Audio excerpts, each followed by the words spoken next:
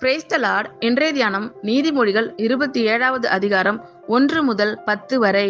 நாளைய தினத்தை குறித்து பெருமை பாராட்டாதே, ஒரு நாள் பிறப்பிப்பதை அறியாயே. உன் வாயல்ல புறத்தியானே உன்னை புகழட்டும், உன் உதடு அல்ல அந்நியனே உன்னை புகழட்டும்.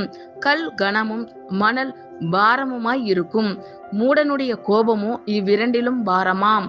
உக்கிரம் கொடுமை உள்ளது, கோபம் நிஷ்டூரம் உள்ளது, பொறாமையோ வென்றால் அதற்கு முன்னிற்கத்தக்கவன் யார்? மறைவான சிநேகத்தை பார்க்கிலும் வெளிப்படையான கடிந்து கொள்ளுதல் நல்லது. சிநேகிதன் அடிக்கும் அடிகள் உண்மையானவைகள், சத்துரு இடும் முத்தங்களோ வஞ்சனை உள்ளவைகள். திருப்தி அடைந்தவன் தேன் கூட்டையும் மிதிப்பான், பசி உள்ளவனுக்கோ கசப்பான பதார்த்தங்களும் தித்திப்பாய் இருக்கும். தன் கூட்டை விட்டு அலைகிற குருவி எப்படி இருக்கிறதோ அப்படியே தன் ஸ்தானத்தை விட்டு அலைகிற மனுஷனும் இருக்கிறான்.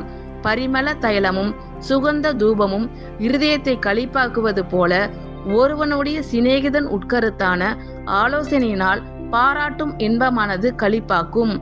உன் சிநேகிதனையும் உன் தகப்பனுடைய சிநேகிதனையும் விட்டுவிடாதே. உன் ஆபத்து காலத்தில் உன் சகோதரனுடைய வீட்டிற்கு போகாதே. தூரத்திலுள்ள சகோதரனிலும் சமீபத்திலுள்ள அயலானே வாசி. ஆமேன். கர்த்தர் உங்கள் அனைவரையும் ஆசீர்வதிப்பாராக. God bless you all.